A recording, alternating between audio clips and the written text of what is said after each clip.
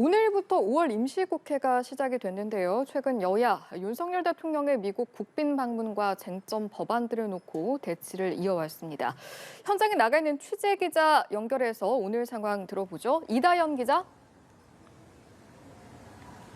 네, 오늘 5월 임시국회 첫날부터 여야는 윤석열 대통령의 방미 결과를 두고 공방을 이어갔습니다. 김기현 국민의힘 대표는 오늘 오전 열린 최고위원회의에서 윤 대통령이 워싱턴 선언과 상하원 합동연설 등을 통해 양국 관계에 새로운 이정표를 마련하는 최대 성과를 거뒀다고 평가했습니다.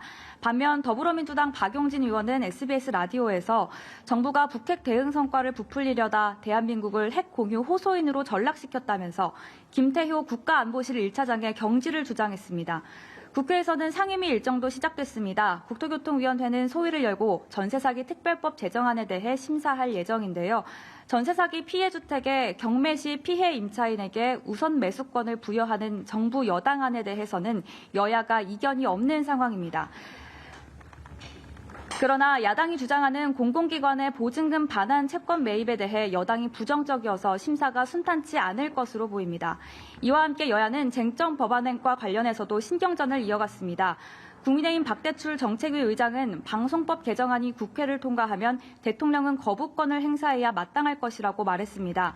민주당 김민석 정책위 의장은 야당 주도로 통과한 간호법 제정안에 대한 거부권 행사 여부와 관련해 윤 대통령 본인이 대선 과정에서 공약한 법이라고 지적했습니다.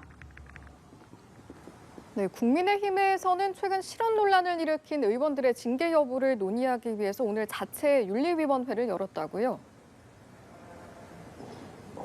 네, 그렇습니다. 국민의힘 중앙당 윤리위원회가 조금 전 끝났는데요. 김재원, 태영호 최고위원에 대한 징계 절차를 개시하기로 했습니다. 윤리위원회에서는 이딴 실언으로 논란을 일으킨 김재원, 태영호 두 최고위원에 대해 징계 여부와 수위 등이 논의됐습니다. 김재원 최고위원은 최근 제주 4.3은 경naz은 기념일, 5.18 정신의 헌법 수록 반대 등의 말을 해 논란을 일으켰는데요. 김 의원은 오늘 오전 무리를 빚은 지 한 달 만에 당 최고위원회의에 참석해 지지자와 국민들께 죄송하다며 앞으로 당과 나라를 위해 필요한 일을 하겠다고 말했습니다. 윤리위에선 백범 김구 선생이 김일성의 통일전선 전략에 당했다는 취지의 발언을 한 태영호 의원에 대해서도 징계 여부와 수위 등에 대해 논의됐습니다.